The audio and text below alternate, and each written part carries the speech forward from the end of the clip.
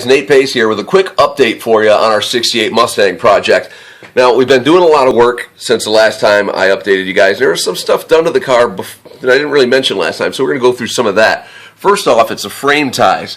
Now, sure, they sell a lot of aftermarket kits that you can weld on or bolt on. However, if you really want to do it right, you need to replace what came from the factory because it's just not strong enough.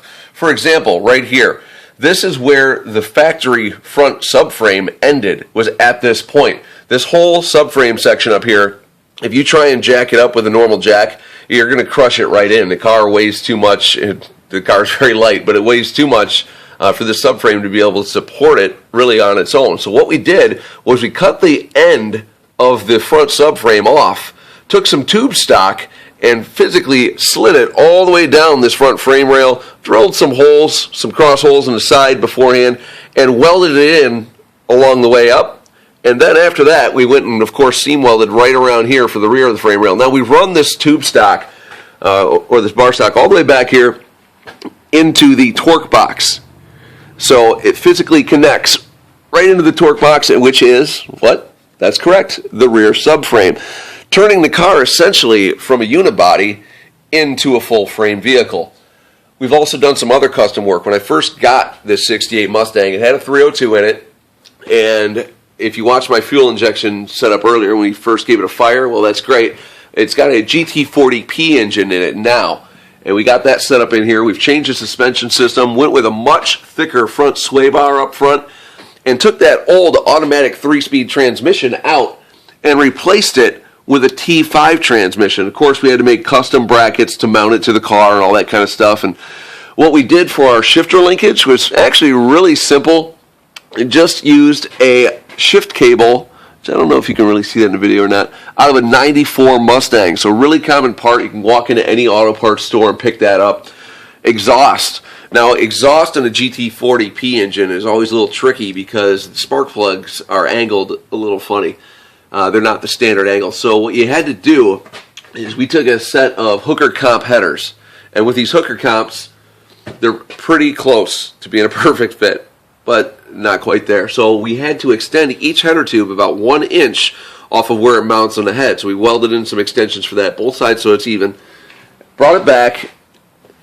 Got a custom H-pipe bolted together so it'll separate from underneath the trans, goes back and is welded right into the mufflers. And then we bolt right to the muffler here for our over-the-tail pieces. So if we have to drop this center section to service the drive shaft, to service the transmission, anything like that, we can drop the center section without pulling the whole exhaust. If something happens on the rear side here, we need to get rid of these rear loops. It's piece by piece, so it's not one big welded together assembly. So if I'm working on the car, not on the lift, but on the ground in my garage, it's going to make it a lot easier. Also, for the suspension system, there's a lot of work that we did there as well. Let's see if we can get up here and get you a shot of it. What you have right here, and this side still has not been wire wheeled and cleaned up, but just hold the camera up in there and you take a peek around. I don't know if this angle gets it or not. I hope it does. But what we did was what's referred to as the Shelby drop for the front A-arms. Because originally, the front A-arms, the suspension didn't really line up, right? Both A-arms were set at different levels. So the tire would do one of these numbers as it came up and down. Now, makes a nice smooth arc. It's going to give you better traction as the car comes into the turns, rolls over, things like that. Added the bigger sway bar up front, as we talked about. Also added a sway bar to the rear of the vehicle. And that is right up here for our mounting points. I don't really know. Let's see if we can get you a better view, hopefully. There we go. So we got that mounted, and here's the links where they mount to the actual springs themselves. New shocks, new springs.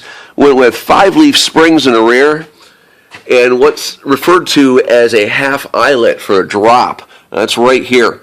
The reason why you do that over a shackle drop in the rear, you can do a shackle drop, that's fine to lower the vehicle. However, these have different effects on how the car handles. If you want more corner bite, you need to do the front eyelet drop. You can do a half drop or a full drop. I got my parts from Laurel Mountain Mustang. They're not paying me. I'm giving them a free plug here. It's good company. They were very helpful with everything, fast shipping, all that kind of stuff. So they really they took care of things correctly. What we're going to do here is go ahead and lift the car up for a minute, and now bring it down. All right. All right, so we brought the car down. Now, if you watched the last video, I was highlighting some of the work that we're doing on the vehicle right here through blending, doing all the sanding, taking the paint away. Well, now we have some primer on it, and we've really sanded the edges out so the body lines pop very well.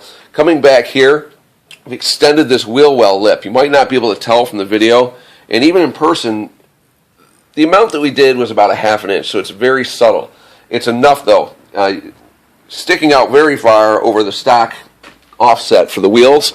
However, if you're doing something kind of trick like we're doing and using a little bit fatter tires on here, we extended it just to the point, so you get the camera lined up there, just to the point where it's even with these wheels. So, looks a lot better, fits the rim a lot more, and on this side of the car you can definitely tell the wheel well's extended, as you can see how far the tire sticks out coming down below. So it gives it a really aggressive look, and that's what we're after. We had to reshape some of this area down here. As I showed you in the last video, there's a little bit of an indentation, so physically reshape this part. Got to say thank you to John Urema for all his hard work here.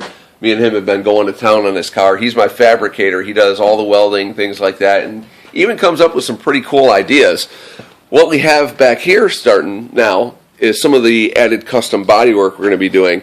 If you're familiar with the California Special, it's got a wing that comes up off the back of the car. Trying to find somewhere here where the light's a little better. There we go. So what we're doing here is actually welding a wing piece on. And here's just the start of it. It's a little rough. We're going to kind of smooth this out with Duraglass and have it come down, but a welded component there and here. And this is separate onto the actual corner piece. So we can remove this if we have to. It's going to come all the way across the back of the vehicle. This is going to extend right on up and right on down along the deck lid and then onto the other corner. And we're physically going to weld it on so it's a solid piece.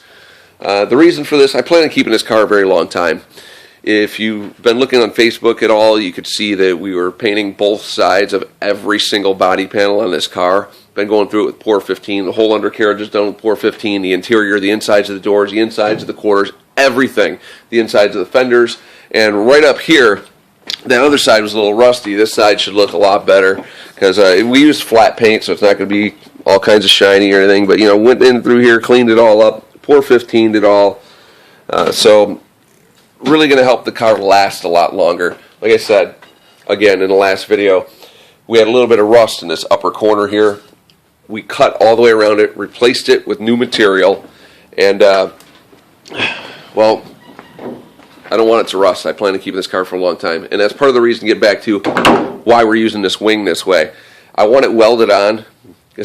Let's face it, with muscle cars sometimes things go wrong. So if something silly happens, and you know, I think there's a little more gas in the tank than there is, we're out playing at the racetrack, or if you know one of the spark units goes or something up front, the voltage regulator or anything, that's pretty common on these cars actually.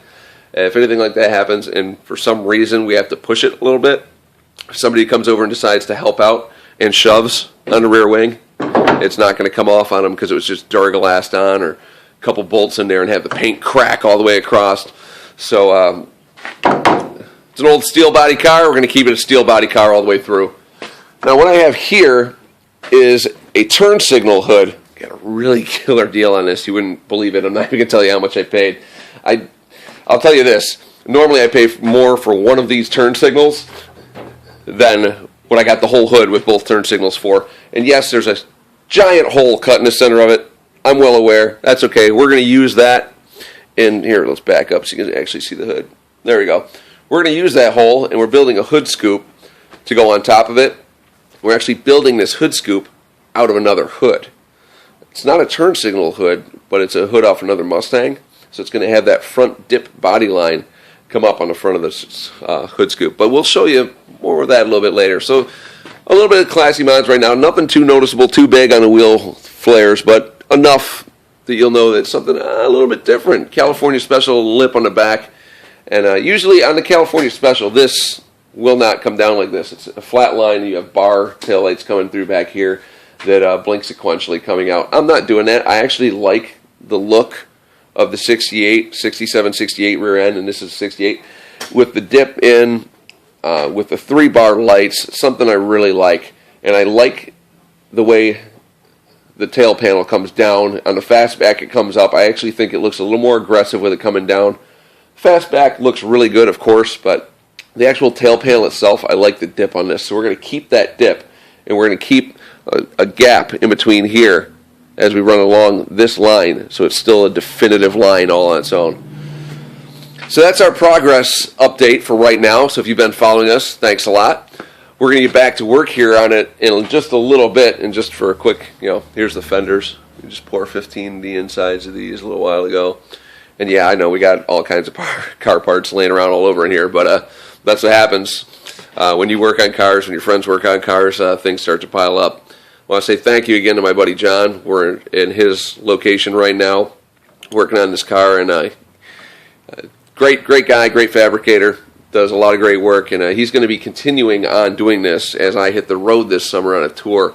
So I'm going to get some picture updates and things from him, and as I go, those will be hitting Facebook or Twitter or whatever, and I'll give you guys some updates as we go, as the project gets closer to being finished. And then hopefully when we come back in the fall here, we'll be pretty close to done. So, all right, thanks for stopping in, guys, and we'll see you next time.